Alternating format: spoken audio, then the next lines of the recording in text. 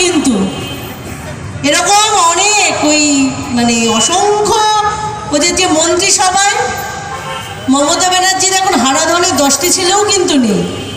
একে একে একে একে খুশিতে সবাই খুশে যাচ্ছে। হারাধনের 10টা ছেলে যে থাকবে মমতা ব্যানার্জির সাথে এখন তাও নেই। পুরো দলটা আস্তে আস্তে আস্তে এখন বলছে ওরা ভালো তৃণমূল, আসলে হচ্ছে পুরোটা বিজেপি। পদ্ম ফুলে গিয়ে মিশে যেতে কোনো অসুবিধা হবে না, হচ্ছেও না। একটু ভেবে দেখুন, এই কথাগুলো আমরা বারংবার বলেছিলাম।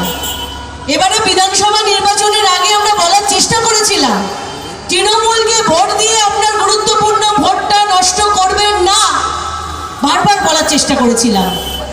কিন্তু কোনো ক্ষেত্রে মানুষ হয়তো আমাদের উপর ভরসা রাখতে পারেননি। আজকে মানুষ আমাদের বলছেন আমরা ভুল করেছি, আমরা বুঝিনি যে পুরো তৃণমূল দলটা